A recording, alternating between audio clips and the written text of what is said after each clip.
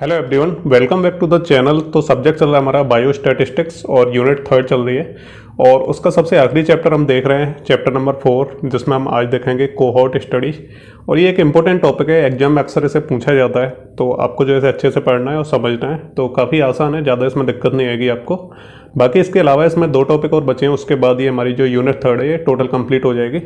और इसके जो प्रीवियस नोट्स हैं यूनिट 3 के जो इनकम्प्लीट हैं, तो वो मैं ऑलरेडी अपलोड कर चुका हूँ। और जैसे ही ये टॉपिक्स हो जाएंगे तो इन्हें भी मैं ऐड करके मैं दोबारा से री अपलोड कर दूंगा। तो चलिए स्टार्ट करते हैं और समझते हैं कि कोहोर्ट स्टडी क्या होती है। तो ये जो वर्ड है ना, ये कोहोर्ट, तो इसको आप पॉपुलेशन या एक सैंपल भी समझ सकते हैं। तो आप इसे पॉपुलेशन स्टडी भी बोल सकते हैं, सैंपल स्टडी भी बोल सकते हैं, ठीक है। तो इसे हम अलग अलग नामों से जान सकते हैं, लेकिन कोहोर्ट नाम से आपको कन्फ्यूज नहीं होना है। ऐसा नहीं है कि कोई अलग ही टाइप की स्टडी, ऐसा कुछ नहीं है। इसे हम पॉपुलेशन स्टडी बोल सकते हैं। तो यहाँ पे बस ये चीज़ आपको जाननी है, जैसे रिसर्च में क्या है वो हम प्रैक्टिकल एस्पेक्ट से देखते हैं हम उसे। जैसे क्या है, कोई प्रैक्टिकल हम करते हैं, कोई भी रिसर्च करते हैं, तो उसमें सारी चीज़ों को हम जो है प्रैक्टिकली करके देखते हैं और फिर जो एक आउटकम हम निकालते हैं। लेकिन ये जो कोहोर्ट स्टडी है, इसमें हम क्या है कोई प्रैक्टिकल नहीं करते हैं, ये क्या है ऑब्जर्वेशनल स्टडी है। जैसे क्या है, मैं 2-4 लोगों को देख रहा हूँ, जैसे 2-4 लोगों का एक ग्रुप है, तो आज मैं उन्हें देख रहा हूँ, मैं उन्हें ऑब्जर्व कर रहा हूँ। तो अगर वो कोई सिगरेट वगैरह या कोई भी धूम्रपान करते हैं तो मैं उन्हें ऑब्जर्व करूँगा और फिर आगे जाके देखूंगा कि उसका जो आउटकम है वो क्या मिलता है। यानी वो सिगरेट पी रहे हैं तो उसमें से कितने लोग हैं जिन्हें क्या कैंसर होने के चांसेज है, और ऐसे कितने लोग हैं जिन्हें कैंसर नहीं होगा, ठीक है। तो ये क्या एक तरह की ऑब्जर्वेशनल स्टडी होती है। इसमें क्या है, एक पर्टिकुलर पॉपुलेशन को, ठीक है, या ग्रुप ऑफ पीपल्स को क्या ऑब्जर्व किया जाता है, और फ्यूचर में जो उनके क्या आउटकम निकल के आते हैं उनके हेल्थ से रिलेटेड, तो उस चीज़ को हम जो स्टडी करते हैं। तो इसी को हम कोहोर्ट स्टडी बोलते हैं। तो डेफिनेशन देख लेते हैं कि cohort is defined as a group of people, ठीक है। तो कोहोर्ट को हम किससे डिफाइन कर सकते हैं, ग्रुप ऑफ पीपल से, who share a common characteristic और experience within a defined time period, ठीक है। तो जैसा कि मैंने आपको बताया, जैसे ग्रुप ऑफ पीपल्स है तो उसमें कुछ लोग जो है सिगरेट वगैरह पीते हैं, तो एक टाइम पीरियड के बाद हम उन्हें ऑब्जर्व करेंगे कि उनमें जो है क्या क्या नई जो कैरेक्टरिस्टिक्स है वो सामने आ रही है, यानी क्या उनके आउटकम हमें देखने को मिल रहे हैं, यानी कितनों को कैंसर हो सकता है, कितनों को नहीं हुआ है, ठीक है। तो ये सारी चीज़ों को हम जो ऑब्जर्व करते हैं, इसी को हम कोहोर्ट स्टडी बोलते हैं। फ्रेमवर्क की हम बात करें, और बाकी मैंने आपको बता दिया कि ऑब्जर्वेशनल स्टडी हम बोलते हैं, ठीक है। तो इसमें कोई प्रैक्टिकल नहीं किया जाता है, बस क्या ऑब्जर्व करते हैं हम, ठीक है। तो ये चीज़ आपको ध्यान रखनी है। नेक्स्ट हम बात करते हैं फ्रेमवर्क और design of a cohort study, ठीक है। तो हम फ्रेमवर्क के बारे में या फिर डिजाइन किस तरीके से की जाती है कोहोर्ट स्टडी, इसके बारे में डिस्कस कर लेते हैं।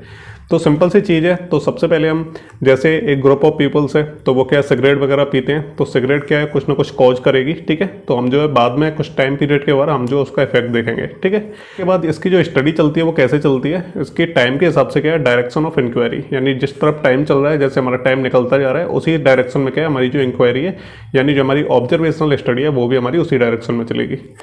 नेक्स्ट हम बात करते हैं, जैसे डिजाइन के बारे में डिस्कस कर लेते हैं कि जैसे कोई पॉपुलेशन है, अब इस पॉपुलेशन को हम जो कोहोर्ट भी बोल सकते हैं, ठीक है।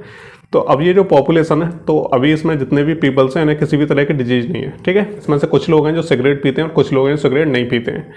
तो ऐसे पीपल्स जो क्या सिगरेट पीते हैं, ठीक है, तो वो तो हमारे एक्सपोज्ड हो जाते हैं, और ऐसे पीपल्स जिन्हें जो क्या सिगरेट नहीं पीते हैं तो वो हमारे नॉट एक्सपोज्ड हो जाते हैं। तो ऐसे पीपल जो सिगरेट पीते हैं, तो हम जो एक टाइम पीरियड के बाद हम उन्हें दोबारा से ऑब्जर्व करेंगे, तो हम फिर उसमें देखेंगे कि उनमें से डिजीज कितने लोगों को हुई है और डिजीज कितने लोगों को नहीं हुई है, ठीक है। यानी ऐसे पीपल्स जिन्होंने सिगरेट पीना शुरू की थी और बाद में जाके उन्हें डिजीज हुई है या फिर नहीं हुई है, ठीक है। और ऐसे क्या है, जो पीपल्स जो सिगरेट नहीं पीते थे, ठीक है, जो नॉट एक्सपोज्ड है, ठीक है, तो बाद में जाके हम उन्हें फिर से ऑब्जर्व करेंगे और हम देखेंगे कि उनमें से कितनों को डिजीज हुई है और कितनों को डिजीज नहीं हुई है। तो एक तरह से ये क्या ऑब्जर्वेशनल स्टडी है, आपको ज़्यादा इसमें दिमाग लगाने की जरूरत नहीं है। अब ये जो कोहोर्ट स्टडी होती है, तो ये भी हमारी क्या 2 टाइप की रहती है। एक तो हमारी प्रोस्पेक्टिव कोहोर्ट स्टडी, ठीक है, और दूसरी हमारी रेट्रोस्पेक्टिव कोहोर्ट स्टडी होती है। तो जो प्रोस्पेक्टिव होती है, तो इसमें क्या कोई भी आउटकम जो है हमें अभी तक जो है नहीं मिला है, ठीक है, तो उसको हम जो है प्रोस्पेक्टिव कोहोर्ट स्टडी बोलते हैं। रेट्रोस्पेक्टिव कोहोर्ट स्टडी को हम क्या बोलते हैं कि इसमें हमें कोई आउटकम जो है मिल चुका है, ठीक है। इसमें क्या करते हैं हम कि रेट्रोस्पेक्टिव में क्या रहता है, प्रोस्पेक्टिव का मतलब रहता है कि जैसे अभी हम कोई भी ऑब्जर्वेशन करना शुरू करते हैं, यानी हम एक पीपल्स हैं जो क्या सिगरेट पीना जिन्होंने अभी शुरू किया है, तो अब फ्यूचर में जाके, ठीक है, फ्यूचर में जाके उसके हमें क्या साइड इफेक्ट या कोई भी हमें आउटकम देखने को मिलेंगे, ठीक है, तो वो हमें फ्यूचर में मिलेंगे, यानी हमें आउटकम देखने को अभी नहीं मिले हैं, ठीक है, लेकिन फ्यूचर में मिलेंगे, तो इसको हम प्रोस्पेक्टिव बोलते हैं। रेट्रोस्पेक्टिव में क्या रहता है कि आउटकम हमें ऑलरेडी मिल चुके हैं। अब हम क्या करेंगे, बैक साइड में जाएंगे, यानी प्रीवियस जो रिकॉर्ड्स होते हैं उनको हम चेक करेंगे और प्रीवियस रिकॉर्ड्स के हिसाब से हम कोई भी जो आज के टाइम पे जो डिजीज है, ठीक है, तो उसको हम क्या करेंगे, उसका जो सॉल्यूशन है उसे हम फाइंड आउट करेंगे। यानी प्रीवियस जो रिकॉर्ड्स होते हैं, जो डेटा होता है, उसको हम छानबीन करेंगे उसकी, ठीक है, और उसके जो बीमारी के जो रिस्क वगैरह हैं या उसके जो इफेक्ट हैं, ठीक है, डिजीज के, तो उसको क्या हम धीरे धीरे सिग्निफिकेंटली जो है रिड्यूस कर सकते हैं या फिर हम उसे एलिमिनेट कर सकते हैं, ठीक है। तो ये हमारी रेट्रोस्पेक्टिव कोहॉर्ट स्टडी होगी। नेक्स्ट हम बात करते हैं elements of A cohort study के एलिमेंट्स कौन कौन से होते हैं। तो सबसे पहले क्या है, सिलेक्शन ऑफ स्टडी ऑब्जेक्ट्स, ठीक है। सेकंड हम बात करते हैं अपडेटिंग डेटा ऑन एक्सपोजर्स, और थर्ड हमारा है सिलेक्शन ऑफ कंपैरिजन ग्रुप्स, इसके बाद फॉलोअप्स और उसके बाद एनालिसिस। अब एक एक करके इनको थोड़ा सा एक्सप्लेन कर देते हैं। तो सबसे पहले हम क्या करेंगे, सिलेक्शन ऑफ स्टडी ग्रुप, ठीक है। तो हमें जिस भी ग्रुप पे क्या स्टडी करनी है, जिस पे ऑब्जर्वेशन करना है, तो सबसे पहले हम उस ग्रुप को जो सिलेक्ट करेंगे, तो इसमें हम 3 तरीके से जो सिलेक्शन कर सकते हैं स्टडी ग्रुप्स को। एक तो जो जनरल पॉपुलेशन होती है, ठीक है, तो उसमें हम जो है उसके एक्सपोजर को या फिर उसमें कोई भी जो ऑब्जर्वेशन हमें करना है, तो हम जनरल पॉपुलेशन को जो है चूज कर सकते हैं। या फिर क्या है, हम कोई स्पेशल ग्रुप्स ले सकते हैं, ठीक है, जैसे क्या प्रोफेशनल ग्रुप होते हैं, जैसे नर्सेज हो गई, लॉयर्स हो गए, टीचर्स हो गए, ठीक है, तो ये स्पेशल ग्रुप्स हो गए। बाकी हम कुछ एक्सपोजर ग्रुप्स को ले सकते हैं, तो ऐसे पीपल्स जो क्या है फिजिकल या केमिकल किसी एजेंट के जो एक्सपोजर में आए हैं, ठीक है, जैसे रेडियोलॉजिस्ट हो गए, तो ये क्या है हमेशा केमिकल वगैरह जो अलग अलग तरह के केमिकल्स होते हैं, जो एजेंट्स होते हैं, तो उनके एक्सपोजर में हमेशा रहते हैं, ठीक है। तो इस तरह के हम ग्रुप्स को भी ले सकते हैं स्टडी के लिए। सेकंड होती है हमारा ऑब्टेनिंग डेटा ऑन एक्सपोजर, ठीक है। तो हमें क्या है, जो डेटा होता है एक्सपोजर का, तो उससे रिलेटेड इन्फॉर्मेशन जो हमें कलेक्ट करनी रहती है। तो सबसे पहले हम उसे कलेक्ट कैसे कर सकते हैं, तो अलग अलग तरीके होते हैं। तो सबसे पहले या तो हम इंटरव्यू ले सकते हैं, या फिर क्या है मेल करके जो हम क्वेश्चंस वगैरह पूछ सकते हैं, ठीक है। बाकी क्या है, जो रिकॉर्ड्स वगैरह होते हैं उनको रिव्यू कर सकते हैं, जैसे सर्जरी जो अंडरवेंट, यानी जो सर्जरी जो होने वाली है, जो चल रही है, इसके बाद क्या है डोज ऑफ रेडिएशन, ठीक है। तो इस तरह के जो रिकॉर्ड्स होते हैं उनको हम रिव्यू कर सकते हैं। बाकी नेक्स्ट हम बात करें मेडिकल एग्जामिनेशन टेस्ट, ठीक है। जैसे मेडिकल एग्जामिनेशन रहता है, जैसे ब्लड प्रेशर हो गया, सीरम कोलेस्ट्रॉल हो गया, ठीक है। तो इस तरह के जो मेडिकल एग्जामिनेशन रहते हैं, तो इससे भी हम जो डेटा को ऑब्टेन कर सकते हैं। नेक्स्ट आता है हमारा सिलेक्शन ऑफ कंपैरिजन ग्रुप्स, ठीक है। तो सबसे पहले इसमें इंटरनल कंपैरिजन हम करते हैं।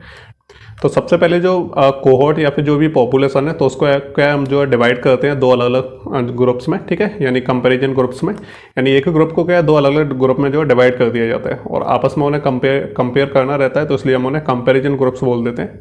और जो भी हम ग्रुप्स को डिवाइड करते हैं, तो वो क्या है according to level of exposure के हिसाब से हम उन्हें डिवाइड करते हैं। तो वो तो हमारा इंटरनल कंपैरिजन हो गया। अब एक्सटर्नल कंपैरिजन की बात कर लेते हैं। व्हेन इन्फॉर्मेशन और on degree of exposure not available we make external control, ठीक है। तो इंटरनल में तो बेसिकली क्या रहता है कि एक ही ग्रुप रहता है, उसको हम डिवाइड करते हैं, यानी एक ही प्रोफेशनल ग्रुप रहेगा, जैसे टीचर्स का हो गया, ठीक है। तो टीचर्स को ग्रुप को हम 2 ग्रुप में डिवाइड कर देंगे, ठीक है। लेकिन जो एक्सटर्नल जो कंपैरिजन रहता है, तो इसमें क्या करते हैं कि एक जो प्रोफेशनल ग्रुप रहता है उसको हम दूसरे प्रोफेशनल ग्रुप के साथ हम क्या उसे कंपेयर करते हैं। नेक्स्ट हम बात करते हैं फॉलोअप की। तो इसमें क्या है, फॉलोअप में क्या रहता है कि पीरियडिक मेडिकल एग्जामिनेशंस करते हैं, और जो हॉस्पिटल के जो रिकॉर्ड्स रहते हैं उनको रिव्यू करते हैं। मेल जो क्वेश्चनरी रहती हैं, तो उनको भी हम क्या है फॉलोअप करते हैं। बाकी टेलीफोन कॉल्स या फिर क्या है पीरियडिक होम विजिट, ठीक है। तो इस तरीके से हम क्या है फॉलोअप कर सकते हैं। तो एनालिसिस में सबसे पहले हम क्या करते हैं कि जो रिस्क फैक्टर रहता है, ये डिजीज प्रेजेंट है, ये डिजीज एब्सेंट है और ये टोटल है, ठीक है। तो सिंपल है बिल्कुल, ये टेबल ऑलरेडी बनी हुई है, इसमें आपको कुछ भी कैलकुलेट नहीं करना है, आपको एज इट इज ऐसे ही याद कर लेना है इसे, ठीक है। इसके बाद हम इसमें इंसिडेंस रेट जो हम देखते हैं, कैलकुलेट करते हैं। तो जो अमंग एक्सपोर्ट हैं, तो वो हमारे A/A+ भी हो जाते हैं, जो अमंग नॉन एक्सपोर्ट हैं, तो हमारे C/C+ भी हो जाते हैं, ठीक है। अब इसमें क्या है, एक एक करके हम कुछ इंपॉर्टेंट फॉर्मूले देख लेते हैं, जिनके बारे में आप लिख सकते हो थोड़ा थोड़ा। तो सबसे पहले हम रिलेटिव रिस्क की बात करते हैं। तो रिलेटिव रिस्क इक्वल टू होता है इंसिडेंस अमंग एक्सपोर्ट, और इंसिडेंट अपॉन में आ जाता है इंसिडेंस अमंग नॉन एक्सपोर्ट, ठीक है। तो हमारा रिलेटिव रिस्क हो जाता है। तो ऐसे हम जो कैलकुलेट कर सकते हैं। नेक्स्ट इसमें एक एट्रीब्यूटेबल रिस्क यानी AR होता है, ठीक है। तो इसे हम कैसे कैलकुलेट कर सकते हैं, AR इक्वल टू होता है incidence in export minus incidence in non export, ठीक है। तो इस तरीके से कर सकते हैं। बाकी इसमें एक और आ जाता है पॉपुलेशन एट्रीब्यूटेबल रिस्क। तो PAR इक्वल टू होता है हमारा एट्रीब्यूटेबल रिस्क, यानी AR into prevalence of risk factor in population under study, ठीक है। तो ये हो गया। तो ये कुछ फॉर्मूले टाइप के हैं, ये आपको ज़्यादा एक्सप्लेन नहीं करना है, बस ऐसे ही आपको लिख देना है। तो सिंपल है, ये आपको बस इस तरीके से करना है। बाकी इसमें इतना ही पूछा जाता है, बाकी डिटेल में लिखने की आपको ज़रूरत नहीं है।